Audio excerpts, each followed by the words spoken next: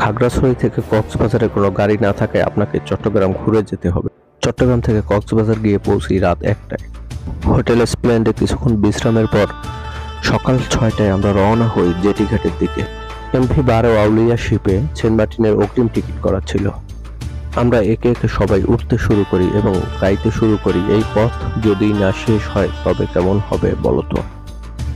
3 রাত আমরা ঠিকমতো বিশ্রাম নিতে পারিনি, তাই শিপে উঠে একটা বিন্দাস ঘুম দিলাম।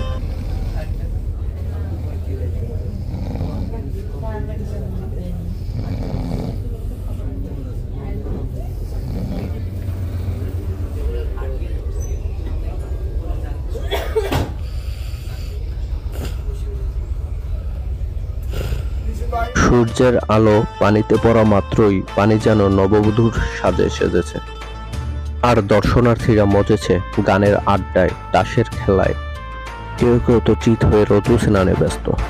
নীল আকাশ ও নীল পানিতে আপনি হবেন বিমোহিত ও বিস্মিত। ভোজন বিলাসের জন্য এখানে একটি দোকান রয়েছে যেখানে বেশি মূল্যে অল্প খাবার পাওয়া যায়। বন্ধুদের সাথে ভ্রমণে পরিপূর্ণতা বেশি, এটাই তার প্রমাণ।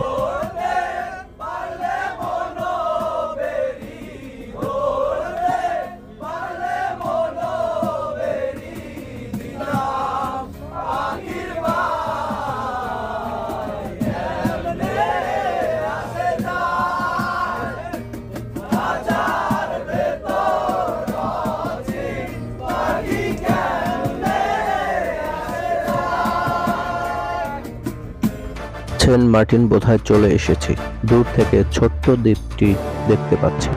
সেন্ট মার্টিন দ্বীপ হলো বাংলাদেশের সর্বদক্ষিণে বঙ্গোপসাগরের উত্তর পূর্বাংশে অবস্থিত একটি ছোট প্রবাল দ্বীপ। এটি কক্সবাজার জেলার টেকনাফ হতে প্রায় 9 কিলোমিটার দক্ষিণে ও মিয়ানমারের উপকূল হতে 8 কিলোমিটার পশ্চিমে নাপ নদীর মোহনায় অবস্থিত।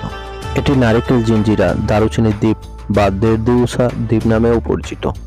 আবার কেউ কেউ এটির নাম দিয়েছে দক্ষিণের স্বর্গ। এই দ্বীপের একটি অংশ হলো ছেড়া দ্বীপ। সেন্ট মার্টিন থেকে ছেড়া দ্বীপ প্রায় 8 কিলোমিটার দক্ষিণে অবস্থিত। প্রচুর প্রবাল, পাথর, স্বচ্ছ পানিতে নানান জীব বৈচিত্র্য দেখতে হলে আপনাকে অবশ্যই ঘুরে আসতে হবে ছেড়া দ্বীপ থেকে। সংক্ষিপ্ত ভ্রমণ শেষে আমরা বিদায়ের পথে। সবাই ভালো থাকবেন, আমাদের জন্য দোয়া করবেন।